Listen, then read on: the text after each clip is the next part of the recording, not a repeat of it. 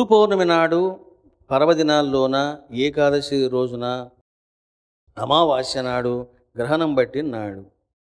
చూడండి, మీకు చిన్న రహస్యం చెప్తాను.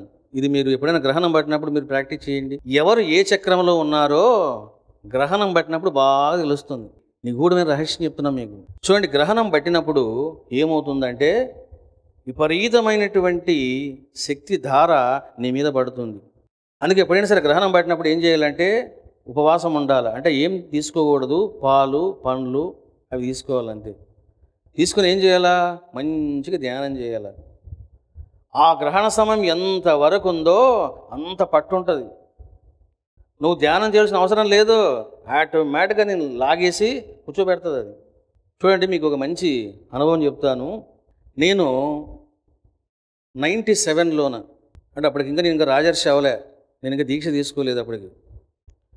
97లోన నేను ఒకరోజు సినిమా చూస్తూ ఉన్నాను విశాఖపట్నంలోన. మంచి గాలి వీస్తూ ఉంది, ఏసీ థియేటర్ అది. ఏదో సినిమా చూస్తూ ఉన్నాను. ఆ రోజు గ్రహణం, ఆ విషయం నాకు తెలియదు. సార్ నేనేం చేశాను, వెళ్ళి ఫస్ట్ షో కాబట్టి వెళ్ళి కూర్చున్నాను. సినిమా చూస్తున్నాను.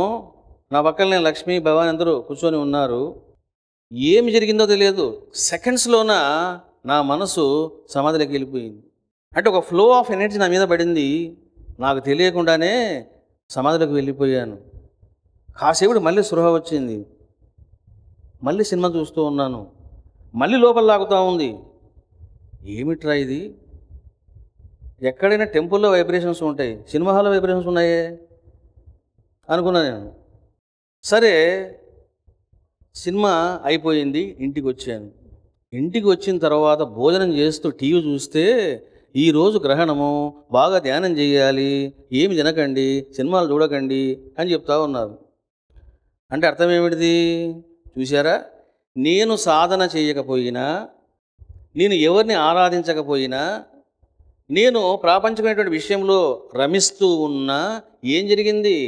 నా సహస్రార చక్రము ఆ ధారను రిసీవ్ చేసుకోవడం వలన అప్రయత్నంగా మనసు సమాధిలోకి వెళ్ళిపోయింది. కాబట్టి పర్వదినాల్లోన మీరు ధ్యానం బాగా చేయండి. కావలసింది ఆరాధన కాదు, అసలు ఆరాధన కంటే కూడా ధ్యానమే శ్రేష్టం. ఇప్పుడు నేనే ఉన్నాను, మీకు ఎక్కడ దొరుకుతాను? మీరు ఎక్కడో ఉంటారు, నేను ఎక్కడో ఉంటాను. ఆరాధన పక్కన పెట్టి ఎప్పుడైతే పౌర్ణమి, అమావాస్య, ఏకాదశి, పర్వదినాలు, గ్రహణం పట్టినప్పుడు ఇట్లా వచ్చినప్పుడు మీరు ఏం చేస్తారంటే చక్కగా ధ్యానంలో కూర్చోండి. అప్పుడు మీ మనసు అప్రయత్నంగా నిశ్చలమవుతుంది, మీకు పరమానందం కలుగుతుంది.